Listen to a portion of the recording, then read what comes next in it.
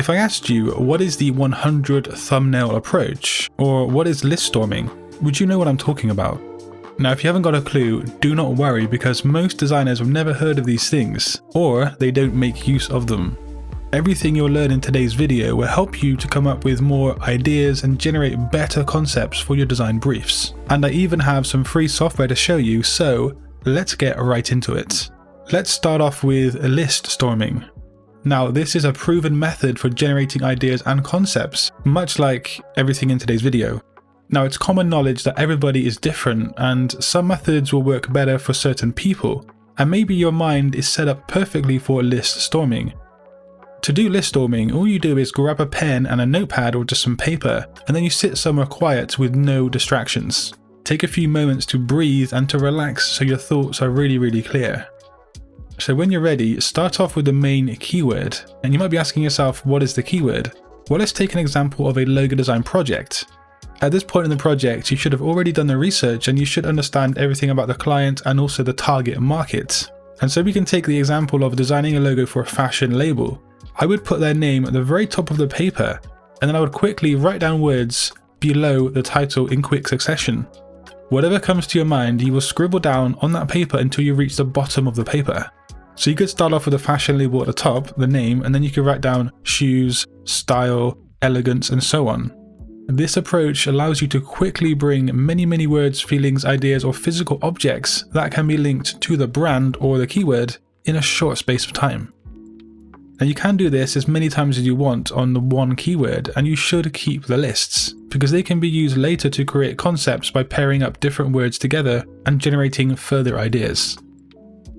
So that was list storming. Let's move on to the next proven technique that will generate more ideas and better concepts.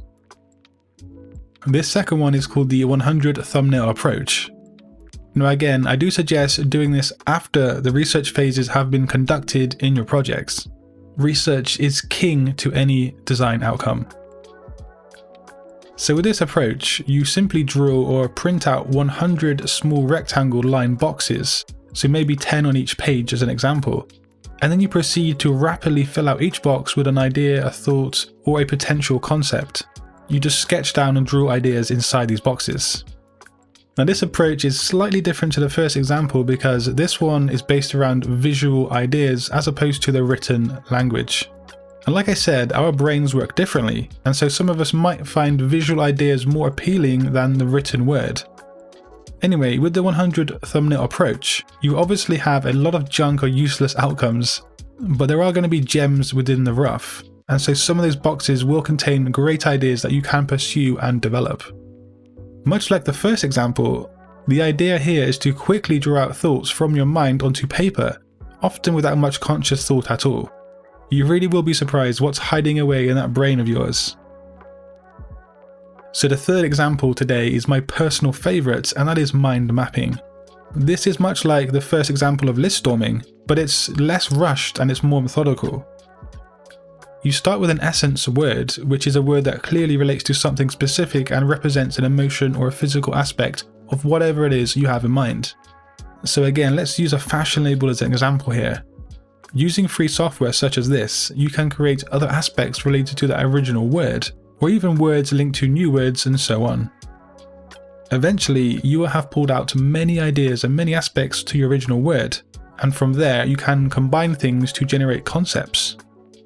Now this can of course be done on paper, but I personally find this software really neat to use. I'm going to link some things down below related to today's video, and you can check them out to create new concepts and more ideas. And if you want to learn something else about graphic design, do click a video on screen, and until next time guys, do make sure to design your future today. Peace.